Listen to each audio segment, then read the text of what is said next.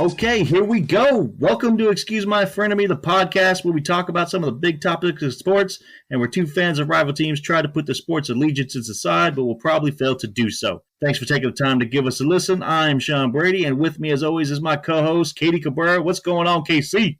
Hey, what's going on, guys? Glad to be back here today, and here to update you guys on some couple of new stuff that has been happening, or some old stuff, but a little bit more updates on it. So let's get into this, Sean. Ooh, so cryptic. I like it. Anyway, on this episode, we will discuss the NFL. We'll talk about the Robert Sarver situation. Of course, we're going to talk about Aaron Rodgers. And we're going to wrap up with the Canelo Alvarez Caleb Plant fight. And then whatever Katie has got in her pocket that she isn't telling me about. But anyway, let's move on to our first topic, the NFL. KC, what would you like to discuss from last week in the NFL? So yeah, I want to give a little touchback on the Henry Ruggs situation. So it's about the X-Raider who is currently facing felony counts about his fatal DUI crash that happened. Just a quick update. I mean, what basically happened, he was under the influence of alcohol, twice the limit in Nevada, and was traveling about 156 miles per hour when he slammed his Chevrolet Camaro against a Toyota RAV that was carrying Tina Tinter, who sadly passed away on impact. So a little quick update. Not only is he facing a charge for a murder, but also he's facing 2 felony charges that his girlfriend was currently a passenger in his vehicle for her injuries. So that's another charge that he'll be facing against another charge about misdemeanor charge for possession of a firearm while under the influence of alcohol. I believe he's set to go back to court today, which later we'll find out what happens, but we'll find out if he's going to be facing more years in jail or if he's going to be having another court hearing as well so that they could determine what's going to happen to him. I mean, it's a very sad event, and honestly, it should be an eye-opener, and it should also be a wake-up call not to drive under the influence, no matter the circumstance, you know?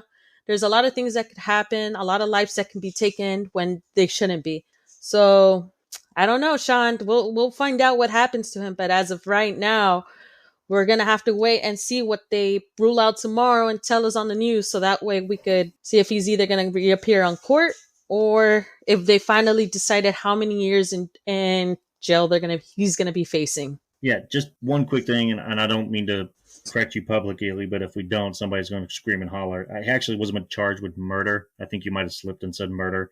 Oh, my bad. Yeah, he was charged with a felony DUI and like you said, hurting his passenger and a couple of counts of reckless driving. I just don't want people to come screaming at us saying he wasn't charged with murder. Sorry, slip of the tongue. It happens when you're recording live. But yeah, he can get like up to 52 years in prison for this. I'm scrolling through as you were talking about it. So, yeah, I mean, he'll have his day in court. He will get to make his case. He's already posted his $150,000 bail, and apparently he's back at home. But, yeah, more to your point, like this is just another reminder of how immature and how dangerous drinking and driving can become. But even if he was sober, the 156 miles an hour is absolute crazy too. So yeah, he'll have his day in court and we'll see. But I just do not fathom how he doesn't get at least some kind of jail time. Right. And just like you said, automatically it should be 52 or 56 years in jail. Just of is it DUI manslaughter or just DUI? It's, according to the article I'm reading, from Fox 5 in Vegas. But yeah, basically he's facing a couple of felony DUIs, one for the death of a woman, one for substantial bodily harm of his passenger, and the 2 counts of felony reckless driving. Yeah. So, Plus the misdemeanor for the gun. Right. And so, I mean, it's just crazy, especially that he was traveling 156 miles per hour down a street, not even to say a freeway. But either way, it doesn't give anybody the right to drive under the influence. So more to follow up. Hopefully we find out soon what's going to happen, and we'll find out, guys. But in other news, let's kind of lighten this up a little bit. Sean, take it away. Okay, so what I want to talk about is, it's going to sound weird because I feel I owe an apology, but simultaneously I want to do an I told you so. And what I'm getting at is the Tennessee Titans. First, the apology. When the season started, I did not think the Tennessee Titans were going to be very good. I didn't think they were going to be a playoff team. I was clearly wrong. They must have felt some kind of disrespected because they have been running over the league of late. So I underestimated how good their running game was and how good their defense has been. So first and foremost, my apologies to the Tennessee Titans. I did not mean to hurt your feelings, but you're rubbing it in everyone's faces right now. Now for the I told you so. If I recall last week, I said they were not going to be as bad as everybody thought because of the Derrick Henry situation, his injury. I said they were going to be kind of fine without him. Now, I didn't expect them to go in and dominate the Rams like that, but that just helped prove my point that, hey, Derrick Henry is great. Derrick Henry is awesome. He is not the only good player on that team. They can still play significantly good football without him, and they're probably one of the few teams in the AFC that I am very confident in saying they're going to the playoffs, period. Right now they're 7-2. They got a 3-game lead in their division, which realistically is actually a 4-game lead because the second-place team is the Colts, who they've already beaten twice. And their last 5 games, well, they've won their last 5 games, and the last 4 wins have come against the Bills, the Chiefs, the Colts, and the Rams. So they're not playing cupcakes. They're playing very good teams, and they are still winning. And here's why I think they're pretty much a lock for the playoffs. Casey, I'm going to give you their schedule. You tell me where the losses are. Next game is home against the Saints. Home. That's all you got to say, home. The game after that is home against the Texans.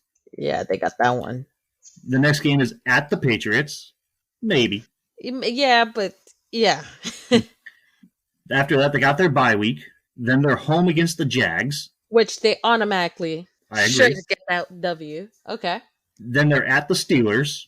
Another good game. But right. Then they're home against the Niners. The Niners, that's an automatic W. They're home against the Dolphins. Ooh, the Dolphins have been having a tough one, but all right. And they finish the season at the Texans. What an easy ending. Okay. So, of all those games left in the schedule, we said at most 3 losses. At most, worst case scenario. 3 losses or at least 3 good games. So we should find out. So, in other words, we're looking at worst a 12-5 team.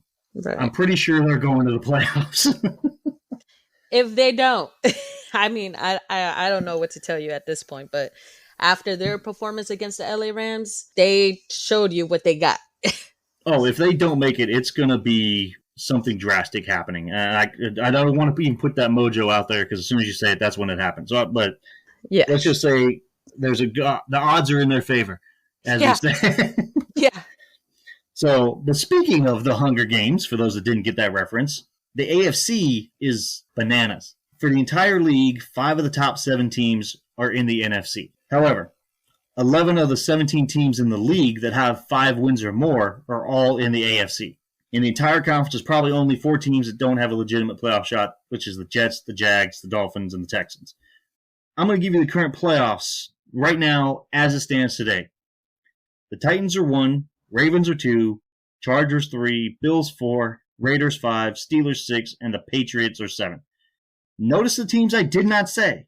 I did not say the Chiefs. I did not say the Browns. I did not say the Bengals. And I did not say the Broncos. All of those teams are in a fight for playoff spots. So you basically have 7 spots for 11 teams.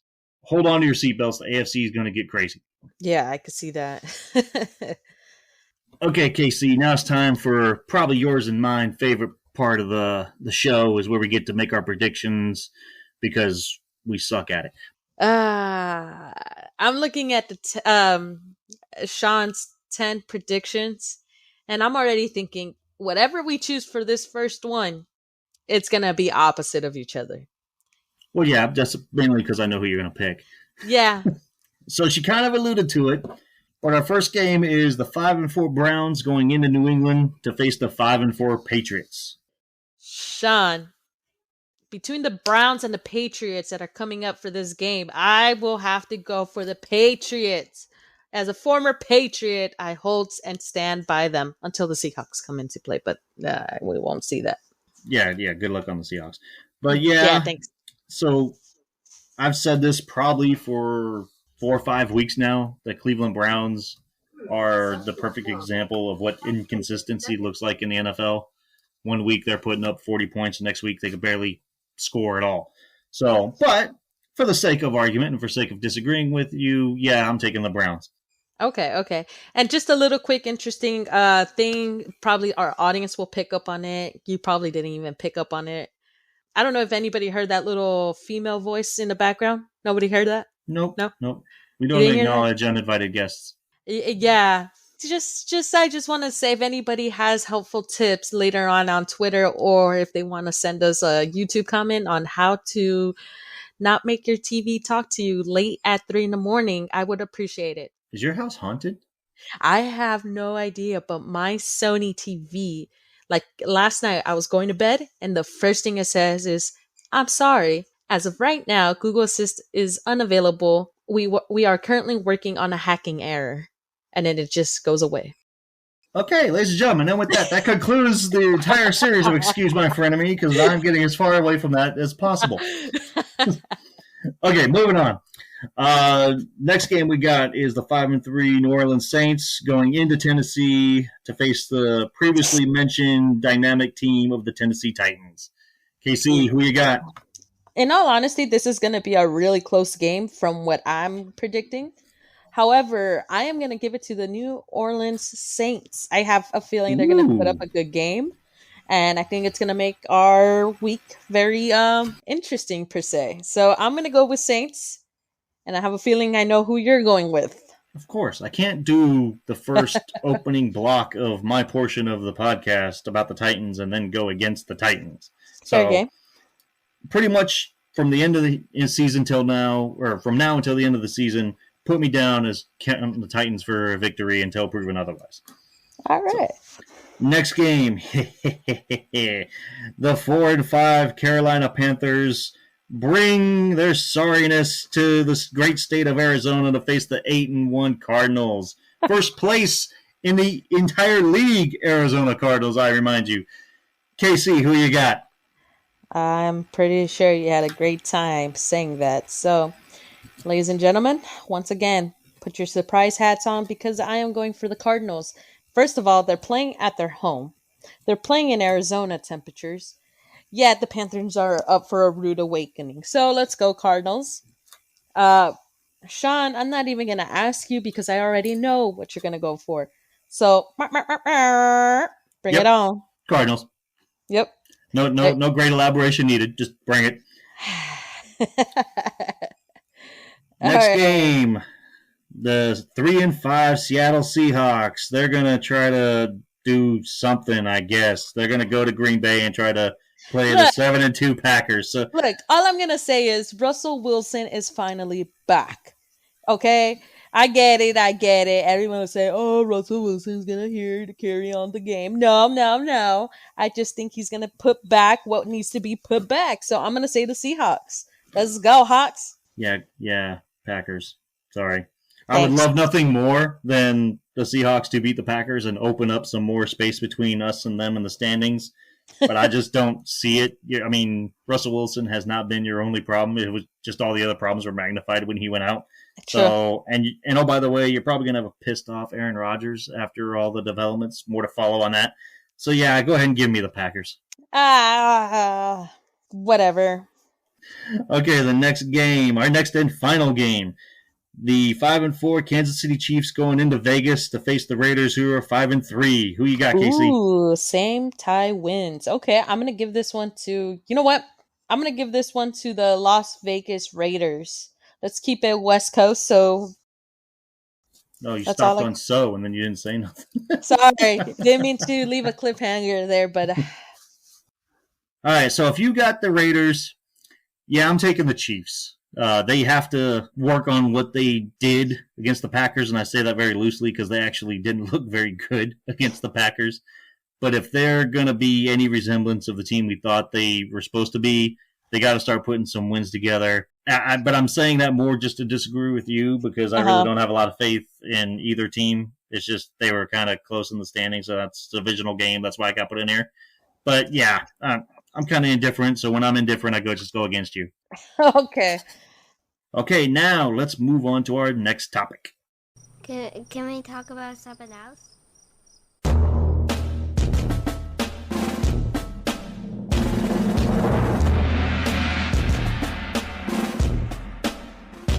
Time to move to the next topic, which is going to be the NBA and more specifically the situation surrounding Phoenix Suns owner Robert Sarver. So he is facing numerous accusations of misogynistic and racist acts over his 17-year tenure as the owner of the Phoenix Suns.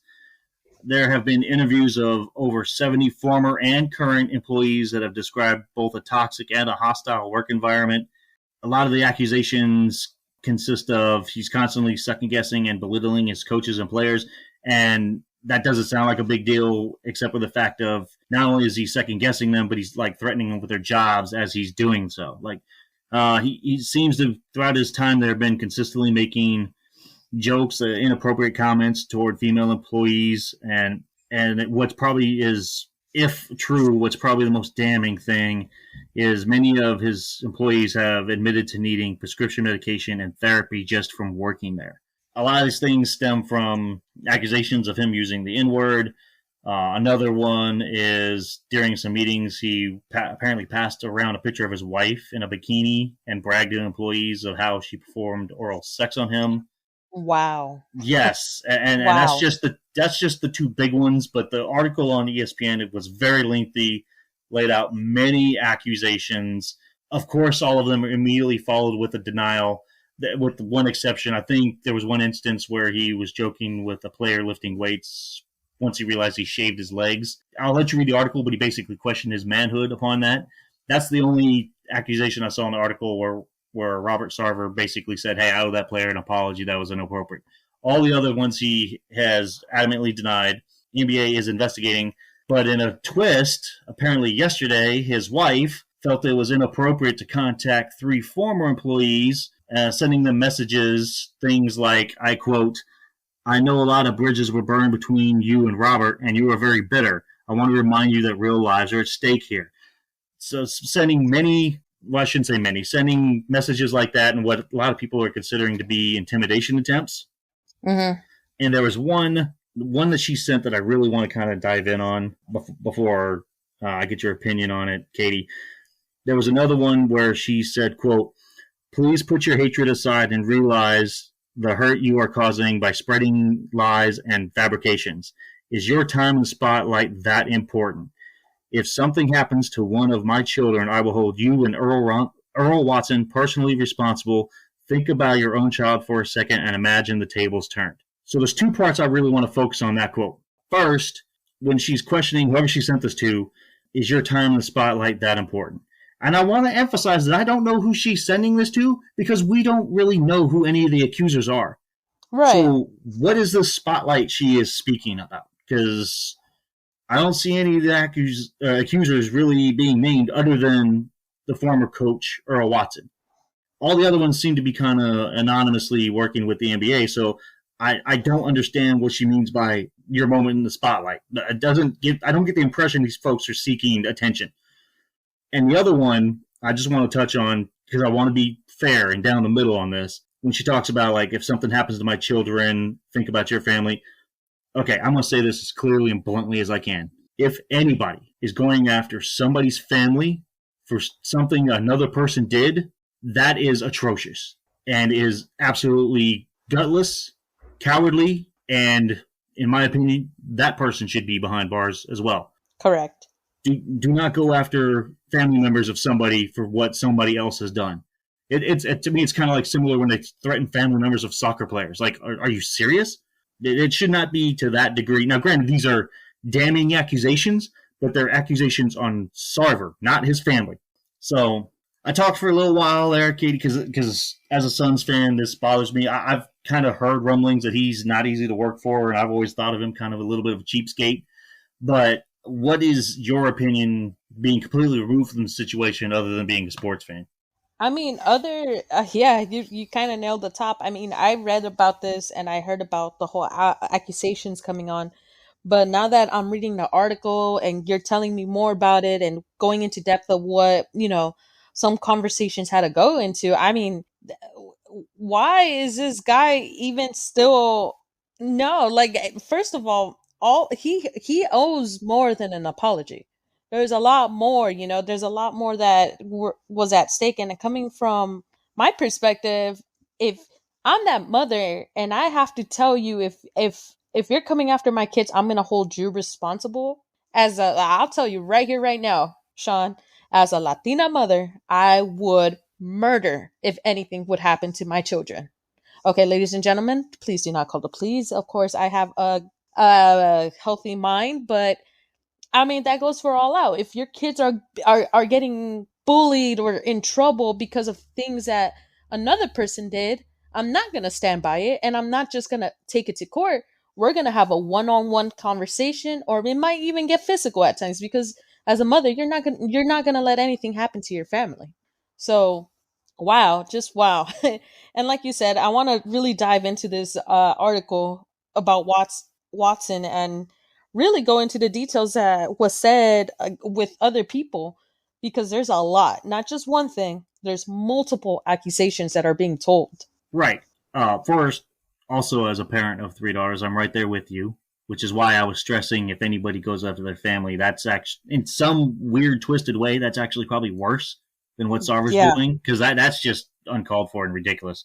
But this isn't one or two people. This isn't maybe a small window of time era-wise. This is 70 former and current employees covering pretty much the entire 17-year period. Now, I do know have been some individuals who've come out, like Steve Kerr, the current coach of the Warriors. He said, hey, I never saw anything that even remotely talks about Sarver that way. Like, I never saw anything.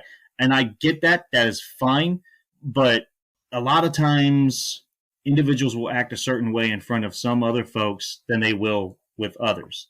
And what I'm getting at is, I kind of get that feeling that Sarver may have had that approach of, if you work for me, my way or the highway, unless he thought you were going to be vocal enough to just say no. Right. Because that's what happened with Watson. Watson was like, hey, you can't be saying that. You can't be doing that. And then 3 games into the season, Watson was fired. Now, granted, the team wasn't doing well, so that was Sarver's built-in excuse. But I think he was also looking for an excuse to get rid of Watson after that. Kerr probably never said anything to him, or he knew not to say something around Kerr, because Kerr's a public figure. He's been in locker rooms before. He's a respectable media member, and now a respectable coach. I would like to think that Kerr, if he saw something like that, would have also called him out. So what I'm getting at is, I think a lot of these instances where you see people making these complaints are all people that are literally probably afraid of what his actions or what the repercussions would be if they stood up to him. So I don't know if this goes so far as they're going to remove him like they did the Los Angeles owner, whose name is now escaping me. I don't know if it gets to that level, but it's going to be really hard not to get there when you have 70 people coming out. Like, I don't know what the magic number is for credible witnesses or not, but I'm pretty sure it's a lot lower than 70. If 70 people are saying the same thing, at that point, perception becomes reality. You're probably doing this, even if you don't mean to. Wow. I'm just in lost words. I mean, definitely I'm going to be giving more of a what my initial thoughts and everything was about this article. I'm like reading into it and reading each discussion. I'm just disgusted. It's just disgusting. Oh, yeah. For the sake of our audience, I left some of the big hitting items out because I would rather folks go read this, because I was getting uncomfortable reading it. And I'm there with you. I'm reading it, and I'm just kind of like, wow, these are one of the heaviest things that, as a team, you don't want to be faced towards, and you don't want someone standing alongside you who is doing these things. So definitely, folks, if you have the chance, please give your thoughts to us after you read this article, because it is a heavy article. Definitely. And don't threaten someone's family. No, do not. Okay, we're not going to get much brighter on the next topic, but let's go ahead and move on.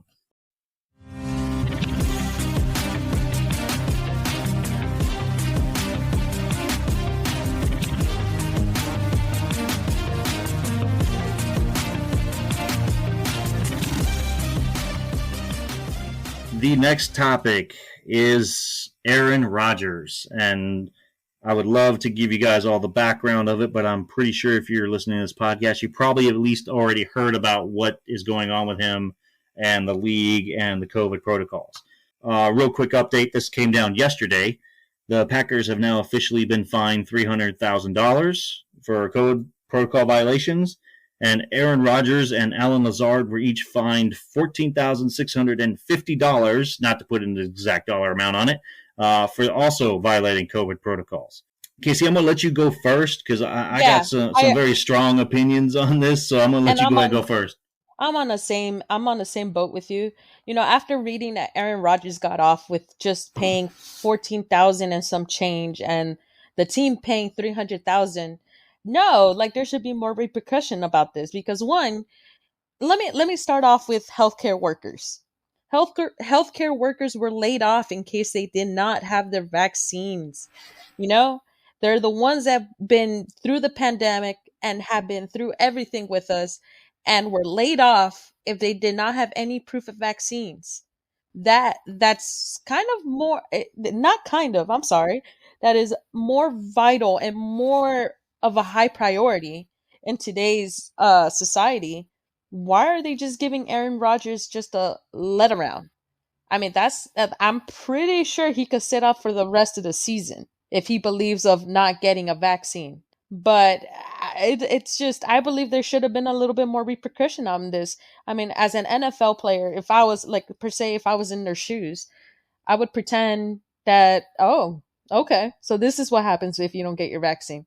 Well, I didn't want to get it. I barely got my first shot. I might just not go for my second one and just pay up front another $15,000.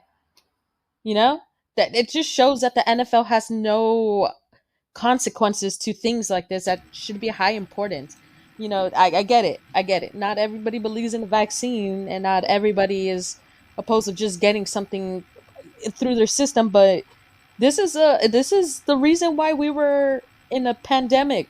This is the reason why we had a whole shutdown. I mean, it's vital and it's crucial for you to do it. If you're playing on the field, you have that one-on-one contact, especially if you're Aaron Rodgers as a quarterback, for example. You're getting tackled. You're coming one-on-one with your teammates. You're coming one-on-one with your fans. You don't want to just be spreading this out. It could have been a lot more difficult. And it could have been a lot more harmful. So definitely could have been something a lot worse than what the NFL ruled out. Shawn, give me your opinion. Give me your thoughts. I mean, I gotta hear you out. I just don't agree with the consequences on this.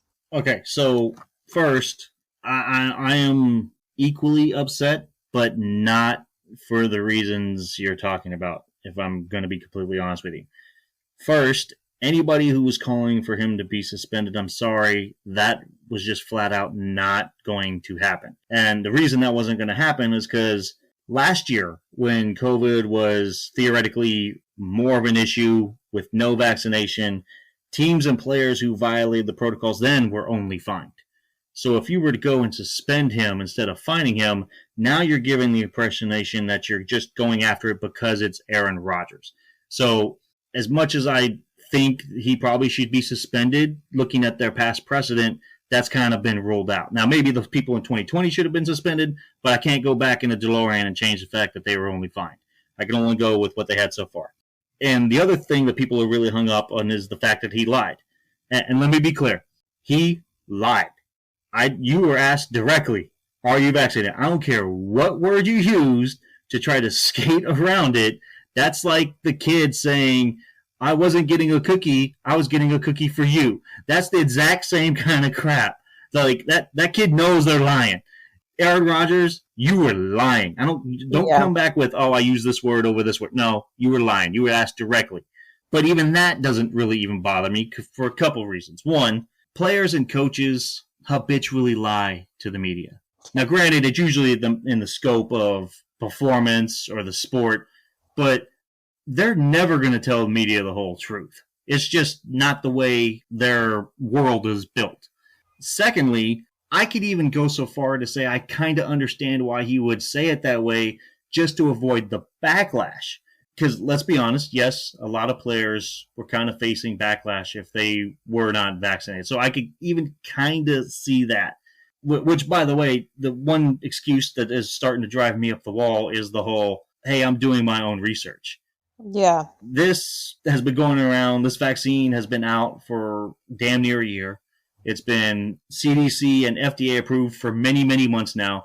At this point, if you're one of those, I'm still doing my own research, then you're trying to look for the research that justifies you not getting it. That's not really doing your research. You'd be better off just saying, I don't want to get the vaccine. That at least seems more respectable than saying, hey, I'm just looking for an excuse not to get it. Right. Again, if Aaron Rodgers doesn't want to get the vaccine, that's completely his call. I mean, he's saying he's allergic to 2 of them, and the third one, because it was pulled back for a second, he's iffy on. I get all that. That's well within his rights. In fact, that's the reason the protocols are in place for vaccinated versus unvaccinated players. The part that has me absolutely going up the wall is when he says, I followed all the protocols to the T except for the one that didn't make sense to me. I'm sorry, who the hell are you to just decide because that rule doesn't make sense, I'm not going to follow it? If weed is legal in many, many states, and it seems to be a growing number with each passing election. Right. But there are still states out there where it's illegal. If I go smoke weed in that state where it's not legal, guess what? I can't tell the judge or the cop, hey, well, I did it because it didn't make sense to me. That doesn't fly. And I could hear the voices now. Okay, well, yeah, but that's a law. What he did was not breaking the law. Okay, I'll dumb it down a little more then. How about dress code at work? Let's say you work in an office and they have a rule of you can't wear any denim jeans. If I don't understand that logic, do I get to wear denim jeans? No. I will probably be talked to, and if I keep doing it, I'll probably eventually be fired. So if you're going to come at me with, I didn't follow that because it didn't make sense to me, my question is, who the hell do you think you are? And get over yourself. I completely agree with you on this. I just definitely agree that there should have been a lot more repercussion on this. It's just not an easy just let go. Okay, pay your fines. We'll do what we got to do to make sure next time you have your vaccine and let's get you back on the field. That should not have been the answer. There should have been a lot more done, but what can I say? I mean, you got people like this making excuses for these types of things, and especially like the whole COVID vaccine is not something I'm just going to say it plain out. It's just not something you just want to play around with. I think it's vital for you to get it, especially if you're going to be in contact with many people, especially as an NFL player. So, right. I mean, you've heard me say this many times, Casey. Yeah. Understanding is not always a prerequisite of compliance. Just because something doesn't make sense to you doesn't mean you don't have to follow the rule. So, yeah. And that's the part that's got me fired up. But okay, enough Debbie Downer topics. Let's go move on to something a little more fun. Yes.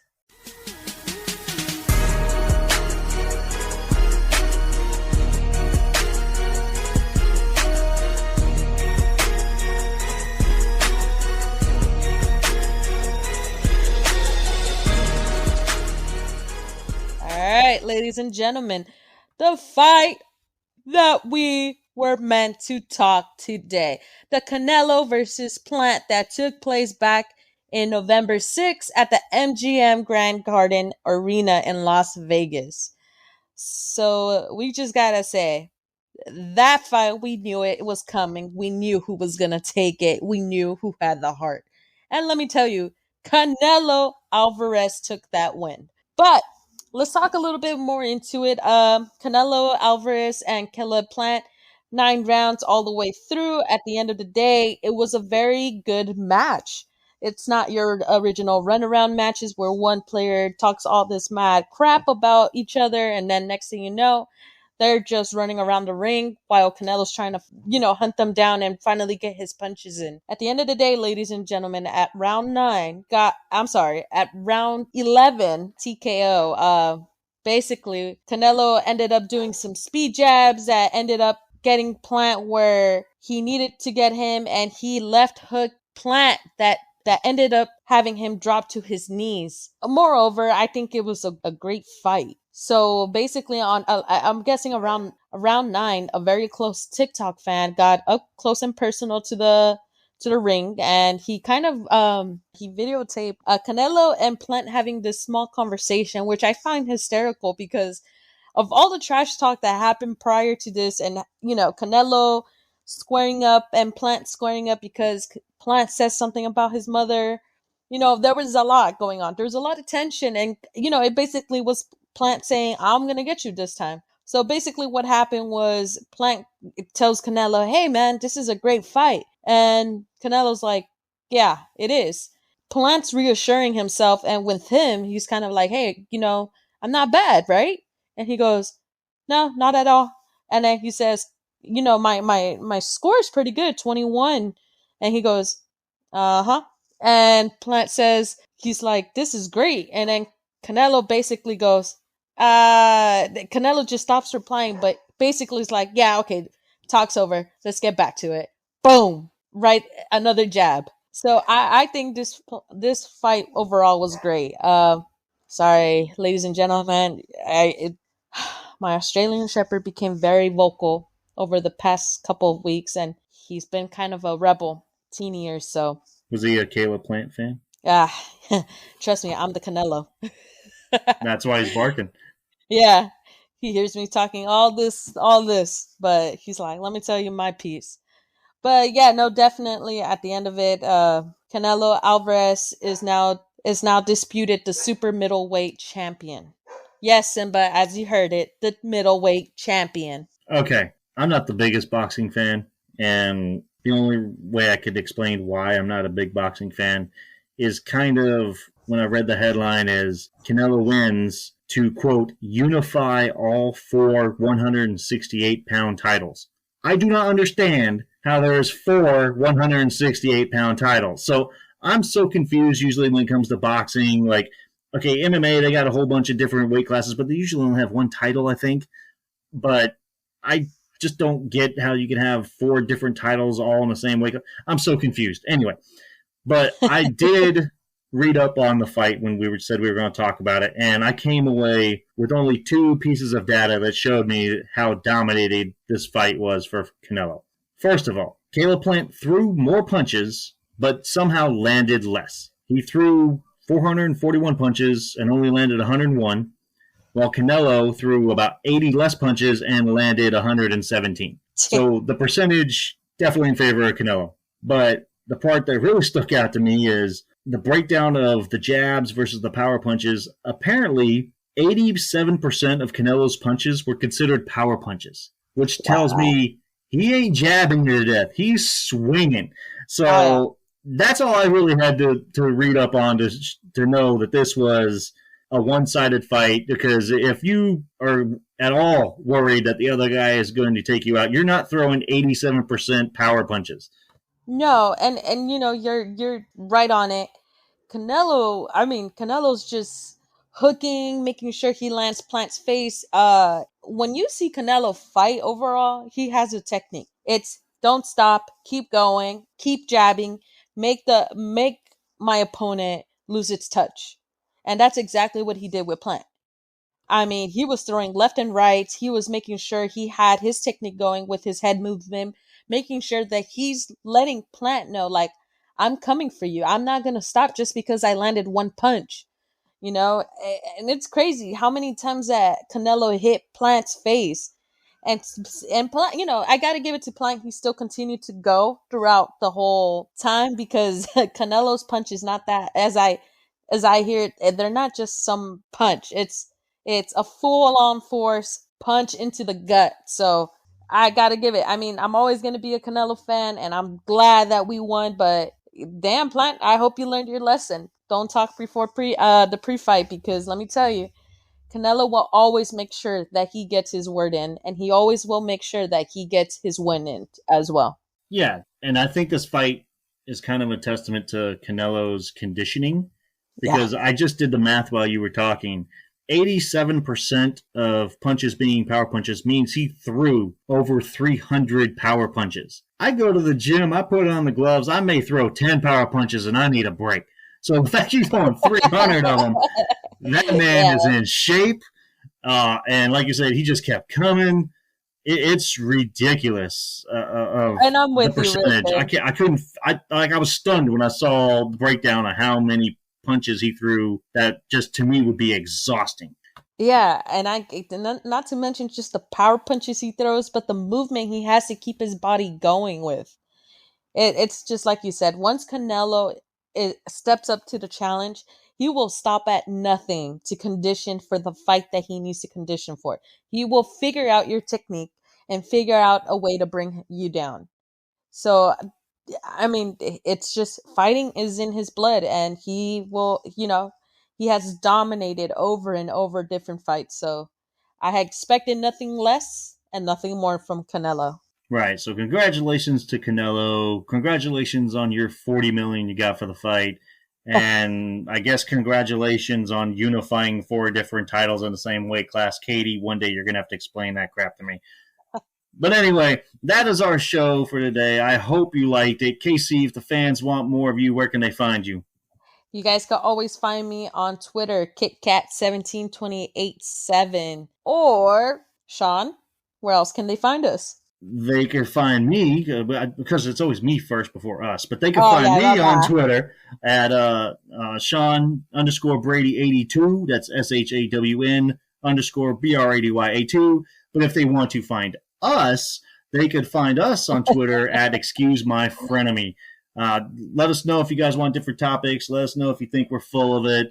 Let us know if you just want to argue. We're down for that too. Either way, just let us know. That's the message here. Just let us know. Yeah. So definitely let us, or drop any hints that you guys want for next week's topics. Definitely going to be touching up on some things, but please, we are always looking for, recommendations, more of something that we could talk on throughout the week and then later bring up during the podcast. But just let us know. Shawn, as always, it was a pleasure talking to you about this. All right, Casey. I'll see you next week. Later, man.